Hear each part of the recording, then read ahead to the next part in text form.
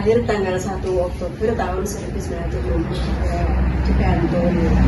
Asal saya di Jalan Wonosari, Piungan, dekat Kitvan. Tepatnya Karangtengah, Sidoarjo. Lalu bolehkah Ibu berbagi sedikit mengenai latar belakang pendidikan Ibu? SD Muhammadiyah. Kemudian sesudah SD saya di itu ada PGA Kota Gede.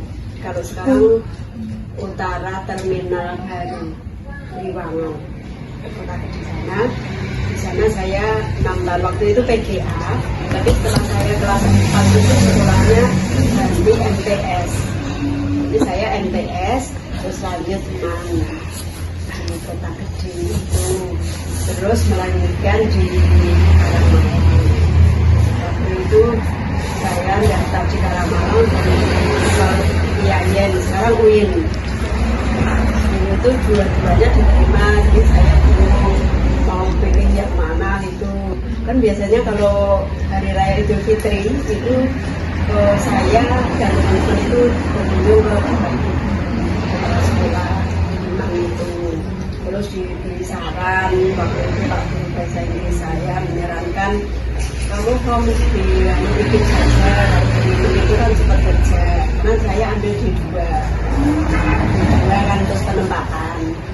Terus yang di IAIN itu waktu itu saya ambil syariah, karena saya kecil kan waktu itu nggak senang jadi guru. Nah, tapi Pak Guru saya menyarankan di IKIP, sekarang UNC. Nah, terus saya di sana dan bekerja, tapi sebelum Ramadan saya nunggu 1 tahun. Itu saya mengajar dulu di tempat saya sekolah. Tempat saya sekolah kan Yayasan Mahathir Islami Kota Gede, itu punya SMP. Terus saya honor di SMP itu 1 tahun, terus ditempatkan di sini. Penempatan pertama kali di SMP Negeri Bumi Rejo. Dari rumah sini sekitar 800 meter. Terus sampai sekarang enggak, penempatan pertama sampai pensiun nggak pindah-pindah. Saya udah pensiun tahun 2022 kemarin. Jadi di sini mengajar di sini 38 tahun. Lama sekali. Selanjutnya, sejak kapan Aisyah mulai berkembang di Kulon Progo dan bagaimana proses awalnya? Saya dulu kan tinggal di Piungan, terus menikah di sini tahun 89. Itu 89 saya menikah di sini, terus saya ikutnya Aisyah. Terus NA di sini belum ada. Saya waktu itu mendirikan bareng-bareng mendirikan NA. Nah, saya di NA, tapi terus lama-lama di NA itu lama-lama pada menikah ya. Setelah menikah kan terus nggak jadi NA lagi, generasinya kadernya nggak ada, terus NA-nya macet yang di sini Ranting sini. Sini kan Ranting Bumi Rejo. Jadi saya ikut Aisyah di sini sejak tahun 1989. Jadi ikut menikah ke sini. Kira-kira tokoh atau pihak siapa saja yang berperan penting dalam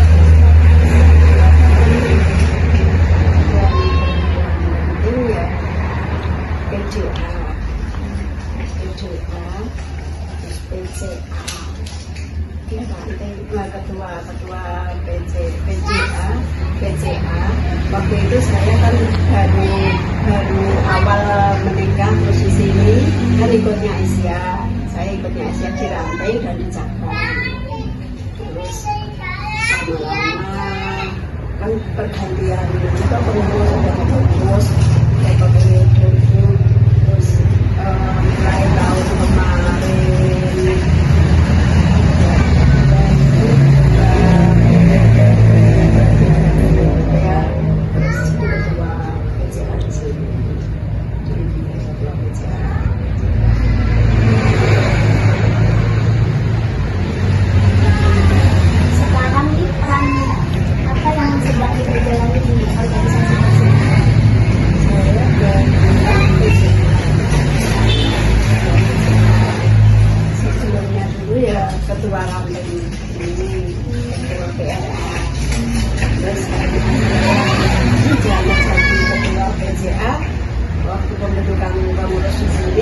ini saya otomatis mengundurkan diri dan tidak double. Oh iya. Ya, ketua PRA-nya saya mundur, waktu pemilihan saya jangan dipilih gitu karena terus tidak PCA, ketua PCA. Mungkin bisa diceritakan sedikit pengalaman di organisasi. Susahnya Ya, kalau dulu waktu saya di rumah pendidikan, saya jadi ketua komudi. Di kampung itu namanya kan ada pemuda, ada pemudi, terus saya ketua yang putri, ya putri-putri. Terus setelah di sini, ya itu di usia itu pertama ketua RA, RA, terus di sini jadi ketua PRA, terus jadi ketua PCA. Ya, suka dukanya waktu NA mau bukan itu kan saya susah itu mengundangi untuk generasi peneruskan itu. Saya mengundangi anak-anak remaja di sini itu nggak ada yang hadir. Yang hadir itu baru hanya satu. Sama waktu itu ketua PCA-nya, saya belum ketua PCA dulu waktu ngurus NA itu. Yang hadir itu Bu Al, ketua PCA. Terus yang saya undangi ingin membentuk NA itu dulu kan NA-nya pernah bubar itu kan, terus saya undangi nggak ada. Terus saya ulangi lagi, undangi lagi anak-anak muda di sini. Nggak ada yang hadir lagi, cuma dua sama ketua PCA yang akhirnya terus ya sudah NA-nya nggak ada, ini NA-nya mati. Jadi di organisasi itu susahnya itu ibu-ibu itu banyak yang sibuk sehingga kalau diundangi itu pertama banyak kesibukan, yang muda belum masih tugas sehingga nggak berani pamit, yang tua itu sibuk tadi, jadi kurang kesadaran untuk mementingkan organisasi itu masih kurang. Ya, jadi jihadnya untuk di PCA, di RA sini, kalau di PRA sini itu paling berarti 10 orang itu kalau hadir. Kalau di PCA itu ada sekitar yang hadir itu sekitar kalau pertemuan 20. Jadi permasalahannya kesibukan. Terus nanti kalau ada undangan di keluar, di Jogja, undangan PDA kan majelis itu kadang antar cabang,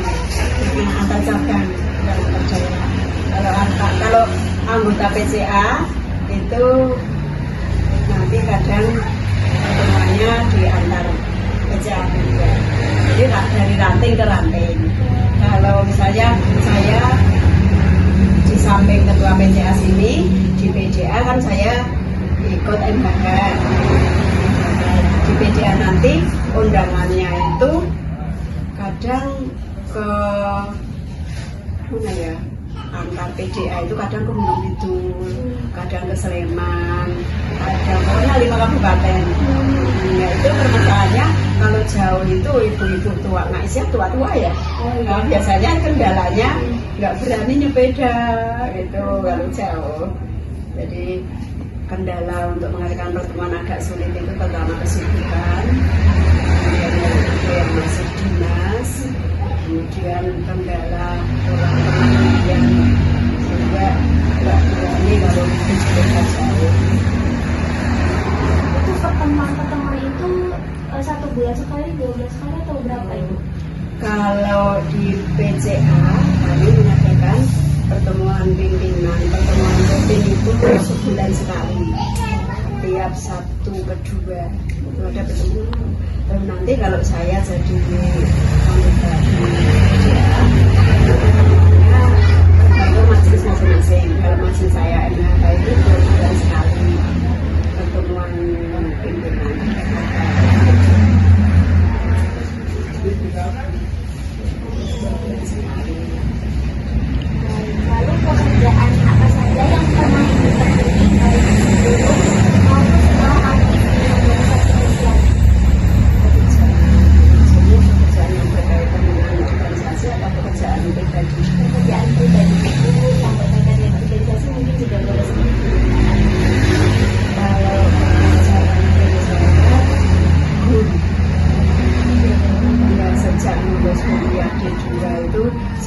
masuk kuliah 81, belum lahir, 1981, lulus 83, terus penempatan 84, 1984, terus sampai kemarin 2022.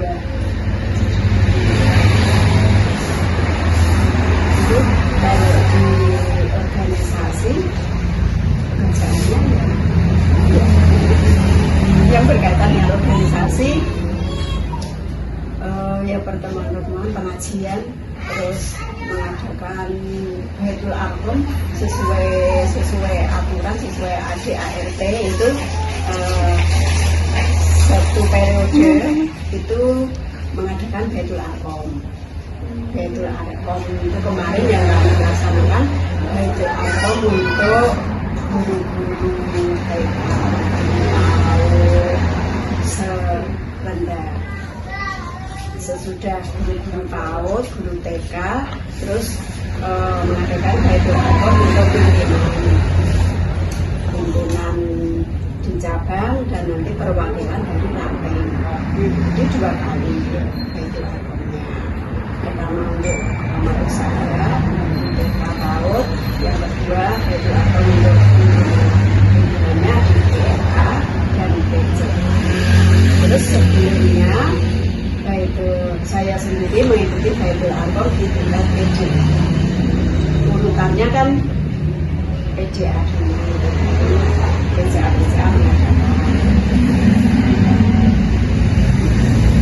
Tadi kan ada tantangannya ini dalam bagaimana cara ibu menghadapi tantangan ini? Cara menghadapinya, ya kita kalau mengadakan pertemuan, tanya dulu yang masih aktif itu bisanya kapan,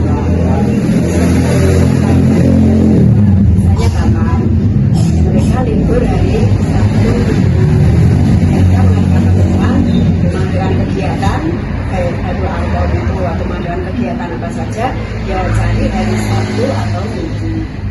Nah, nanti kalau hari Sabtu banyak yang izin, oh ya kita tunda mungkin hari Sabtu minggu ke-3.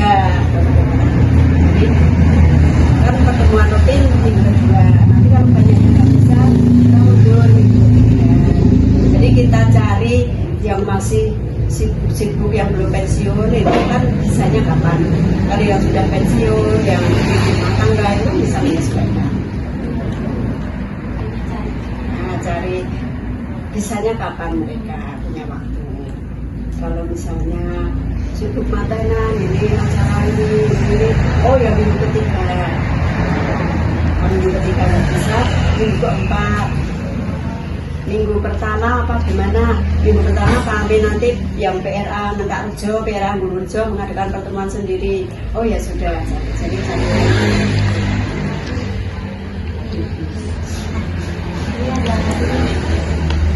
Apa yang melatar belakangi bergabung di Indonesia?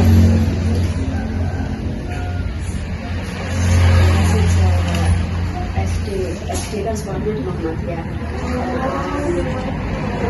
Sekolahnya Muhammadiyah. Waktu saya masuk sekolah itu saya baru kelas 1, yang kakak saya kakak kelas 2. Berarti sekolahnya baru. Karena waktu itu ayah saya juga Muhammadiyah. Jadi sekolah saya itu dari rumah jauh. Di dekat rumah saya ada sekolah negeri, di utara kampung saya ada sekolah negeri. Tapi saya oleh ayah saya dimasukkan ke sekolah yang jauh jaraknya. Waktu saya masih kecil SD itu kan dari sekitar 7 tahun, tapi sekolahnya di tempat yang jauh. Karena itu sekolahnya bapak saya ikut mendirikan. Bapak saya juga Muhammadiyah, itu saya juga Indonesia. Jadi sejak saya kecil itu orang tua sudah Aisyah Muhammadiyah dan saya sudah Muhammadiyah. Kan maka meskipun jauh, anak-anaknya disekolahkan di situ biar ada SD Muhammadiyah. Saya mengajar di MTS. Kan juga sekolah keagamaan. Jadi otomatis orang tua saya sudah ada dari usia, sehingga saya ya ikutlah organisasi yang keagamaan. Kalau di sini saya sudah pensiun, ditawar-tawari untuk mengikuti apa itu PWRI. PWRI itu organisasi orang-orang yang sudah pensiun. Saya waktu itu karena berkali-kali diulangi ya saya sekali berangkat. Jadi setelah sekali berangkat, saya kok enggak, waktu saya itu kelihatannya nanti nggak nambah-nambah. Waktu saya yang di organisasi Aisyah saja sudah undangannya terus gitu, dari undangan di PRA, undangan di PCA, undangan di PJA. Jadi kalau dari PJA itu kan yang undangi dari PBA, jadi ke PBA. Jadi waktu itu tidak banyak. Dan nanti di PCA itu saya ketua, nanti PCM, kadang kalau rapat-rapat saya juga diundang. Jadi waktunya itu sudah hanya untuk yang organisasi keagamaan di Aisyah, sehingga yang lain-lain ya saya pulang sekali berangkat itu sudah nanti saya nanti terus waktunya di rumah untuk berangkat lagi.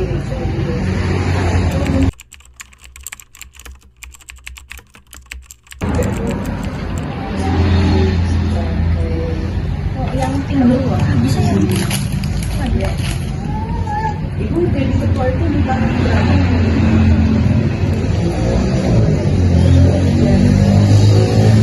Terus periode ini kan biasanya sampai 2019.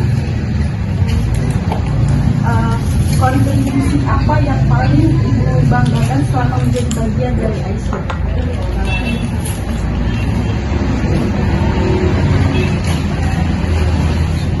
Kalau mengadakan kegiatan bisa sukses itu, ya, kemarin mengadakan kegiatan guru-guru, terus gurunya bisa hadir, lalu hasil latihan itu ada 93 bisa hadir semua, yang tidak hadir karena sakit itu merasa sendiri. Terus untuk itu pimpinan yang sudah tua seperti saya ini, mereka mau menginap, mau meninggalkan rumah, itu saya menghargai betul. Yang guru TK itu kan mereka masih muda, tapi mereka juga mau menginap karena Baitul Arqam itu syaratnya harus menginap. Jadi mereka mau menginap, meninggalkan anak yang masih kecil, menginap itu. Terus itu yang pimpinan juga mau menginap itu, mereka berkorban itu saya merasa senang itu. Dia dengan Aisyah dan dalam keluarga menginap. Ibu, bagaimana keaktifan di Aisyah di daerah Kulon?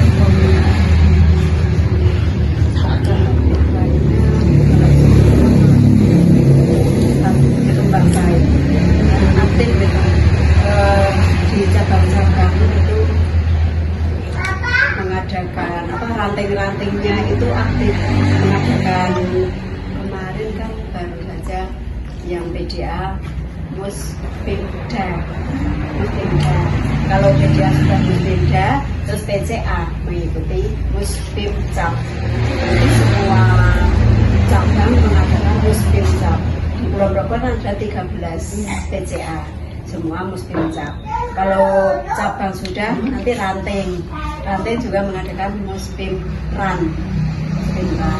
Itu kemarin di grup PCA, itu grup ketua-ketua itu sudah ada laporan dari Kopal, dari Galuh, dari Pengasih, dari Tekso. Itu ranting-rantingnya itu sudah mengadakan Muspimran. Jadi kan mereka aktif dari tingkat bawah sampai tingkat atas. Jadi kalau misalnya kumpulan itu satu bulannya berapa kali? Dan sekali. Ya, yang di nanti kan ada yang di tingkat Kulon Progo minggu pertama. Akad minggu pertama itu sekulon Progo di Masjid Agung. Jadi dampaknya kalau ada bencana itu yang lembaga LLHPB juga bergerak di mana ada bencana, karena ada desa yang roboh, ada tanah longsor, itu kita LLHPB nanti menggalang dana, nanti semua cabang mengumpulkan dana, Lazismu mengumpulkan dana, terus nanti membantu. Jadi masyarakat kalau ada seperti itu terbantu. Nah nanti tiap puasa menjelang Ramadan itu ada tulisan.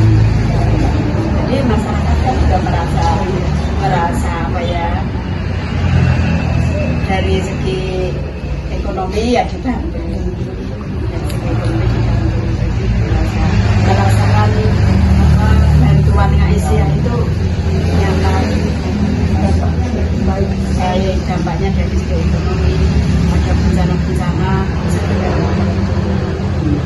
kemudian ada pelatihan di PDA itu kan pimpinannya ada yang salon, terus mengadakan kursus potongan, sehingga anak-anak remaja yang berminat itu kan nanti bisa kursus gratis, itu nanti kan bisa buka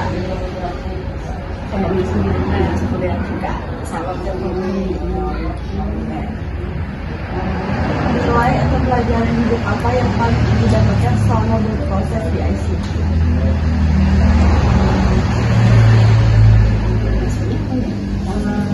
Pelajaran hidup apa yang paling didapat selama berproses? Merasa ada peluang untuk beribadah, ada peluang untuk bersedekah. Ya, kalau tidak ikut organisasi, gimana saya akan bersedekah, berinfak? Jadi kalau di Aisyah kan ada kesempatan dari di ranting, nanti ada peluang untuk bersedekah, di cabang. Jadi ada peluang untuk ya kita itu meningkatkan ibadah kita, ada motivasi, ada